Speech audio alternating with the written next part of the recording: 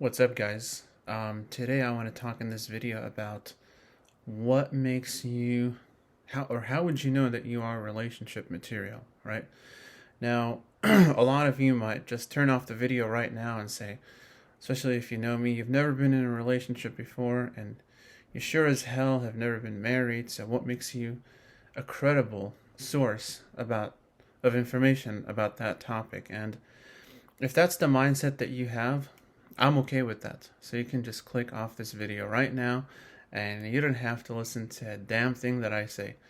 But if you're interested and if you believe that you don't necessarily need to be in those situations in order for you to know about this topic, that there are other ways to find out that information, then by all means, stay and listen. Um, okay, the first thing is, are you a reliable person, right? Relationships require a lot of sacrifice and they require a lot of compromise, right? If you are somebody who is, as most 18 to 24-year-old people are, and to a certain extent older people as well, but I'm going to focus on adults right now. I'm not going to focus on minors. Um, so in other words, if you are somebody who is constantly worried about themselves, their own needs, how you feel, what you want, what you desire, then you are not ready for a relationship.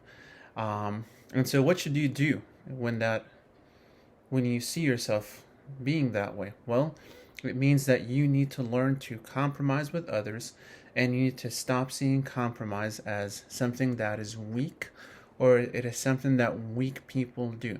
Because you thinking that way is what makes you a weak person. So anybody who thinks that compromise, and I'm not talking about compromise on the fundamental issues, right? I'm talking about compromise on small things. If you can't compromise at all and you consider that a strength, you are not strong, you are weak. And by the way, these videos are for both men and women. So this is not me singling out any gender, although I do have to be honest, I will single out young adults, which are between the ages of 18 to 24. That's when you are considered a young adult. After that, you are kind of young adultish, but not really. Okay, so, and to give you guys a background, if you don't know who I am, I'm 33 years old. All right, let's continue. What is the other thing that will determine that you are not ready for a relationship? Well, if you lack empathy with others. Okay, so what does that mean? That kind of ties into the first point, which is, do you only care about your own needs and your own wants, or do you also care about others? And do you compromise?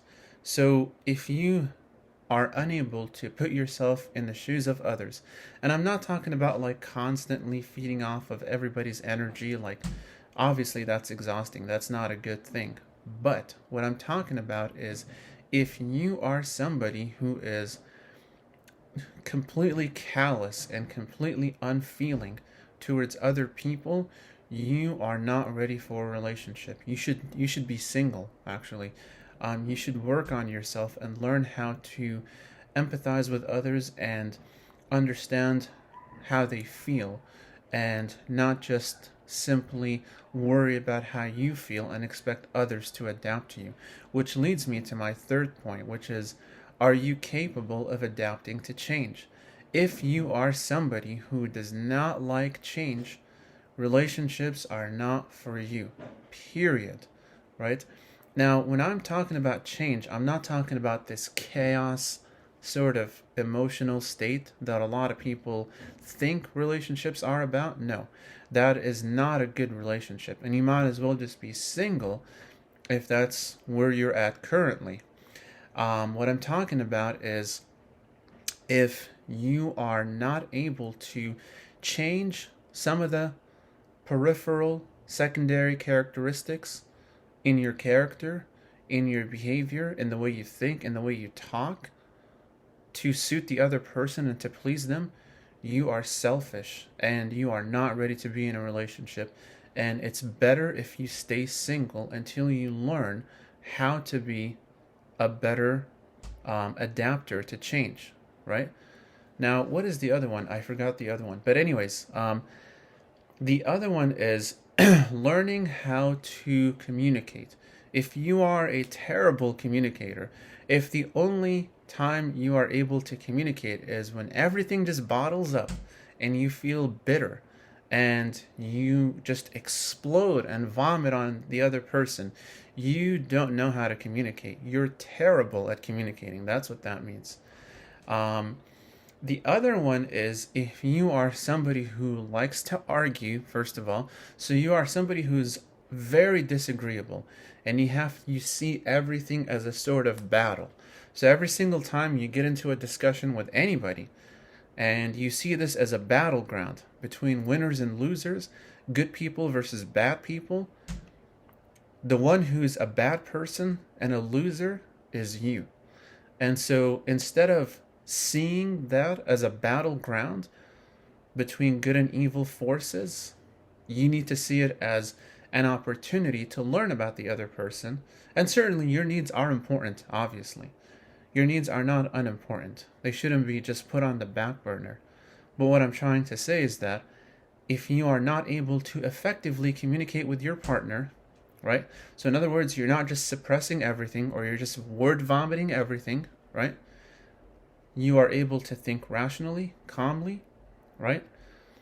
And you are able to reach a compromise. You are able to adapt to change.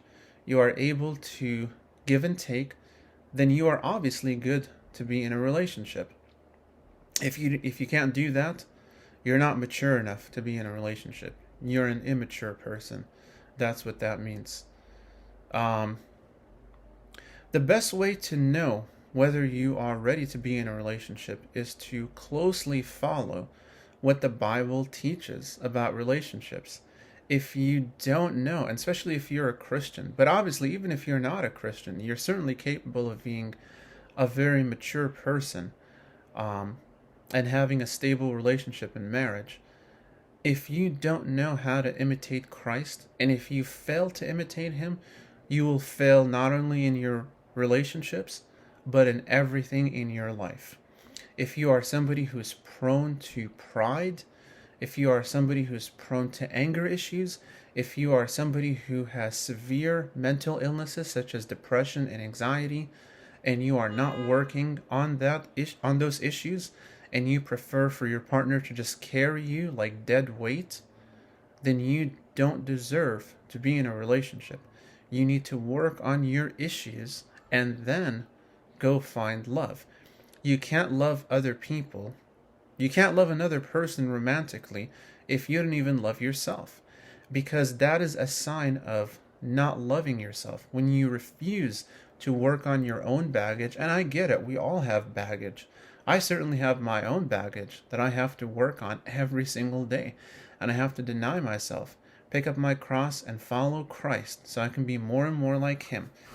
But if you don't think that that's necessary, and that somehow you're being hard-headed and you want to do things your way or the hard way, stay single.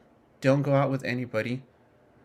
Learn on how to be more humble, because that means you are a prideful person, and that means that you are self-absorbed, and you need to learn on how to be humble and how to love others, because constantly worrying about what you want and not worrying about what other people want makes you a terrible individual. And learning on how to please others the way God pleases them, not in the way where you want to please others so you can make yourself look like the good person, is the way to go. So this video is kind of short. I hope it helped you guys, and thank you for listening in, and I'll see you in the next video. Take care.